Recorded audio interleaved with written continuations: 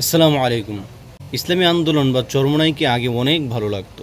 আগে খুব পছন্দ করতাম তাদেরকে। আগে অনেক মহব্বত করতাম ইসলামী আন্দোলনকে। তাদের কার্যক্রম, তাদের যেই কথাবার্তা, পীর সাহেব, নায়েবে আমির সাহেব তাদের কথাবার্তা খুব ভালো লাগতো আমার। কিন্তু এখন আর ভালো লাগে না। এখন তাদের কার্যকলাপ, তাদের কথাবার্তা আর ভালো লাগে না।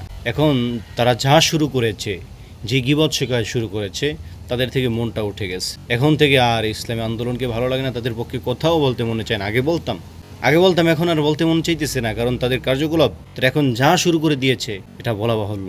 দেখেন, ইসলামী আন্দোলন আগে সবসময় সরকারের বিরুদ্ধে, যে আওয়ামী লীগ সরকার থাকতো আওয়ামী লীগের বিরুদ্ধে ইচ্ছা মতো বলতো।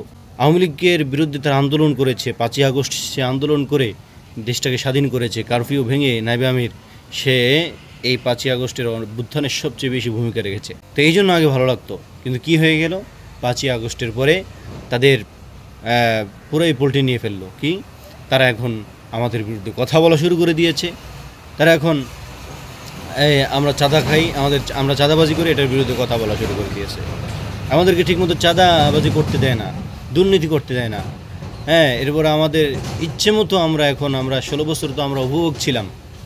এই 16 বছর পর এখন যা একটু আমরা খাওয়া শুরু করেছি, এখন যারা একটু আমরা দখল নেওয়া শুরু করেছি, যেগুলো আওয়ামী লীগ দখল করে আসছিল, এখন এগুলোর বিরুদ্ধে এখন এই চরমোনাই আমাদের বিরোধিতা শুরু করে দিয়েছে। এই জন্য এখন আর ইসলামী আন্দোলন বা চরমোনাইকে আমার ভালো লাগে না। এই জন্য আমি এখন থেকে ধিক্কার জানাই এই চরমোনাই। এরা পোল্টি নিছে, এরা মুনাফিক, এদের পক্ষে আমরা নাই। প্রিয় বন্ধুরা, এই কথাগুলো একটা কথিত দলের লোকদের মনের কথা। আগে বাহবা দিত ইসলামী আন্দোলনকে। আগে যখন ইসলামী আন্দোলনের নায়েবে আমির মুফতি সৈয়দ মোহাম্মদ ফয়জুল করিম যখন কারফিউ ভেঙে এই যে 5ই আগস্ট এবং 4ই আগস্ট যে আন্দোলন তারা করেছে, লক্ষ লক্ষ কর্মী সমর্থকদেরকে নিয়ে ময়দানে নেমে গিয়েছিল, তখন ওই দলের লোকেরা তখন বাহবা দিয়েছে। এখন তাদের বিরুদ্ধে, তাদের স্বার্থে আঘাত লাগছে।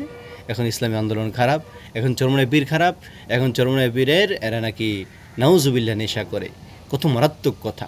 আমি মনে করি এই সমস্ত কথার কারণে অবশ্যই তাদের পতন অতিশীন নিকটে ইনশাআল্লাহ। আল্লাহ রাব্বুল আলামিন আমাদেরকে সেই দৃশ্য চোখে দেখার তৌফিক দান করুন। আর আমি মনে করি শাইখ চরমোনাইয়ের দোয়া অবশ্যই আল্লাহ কবুল করবেন।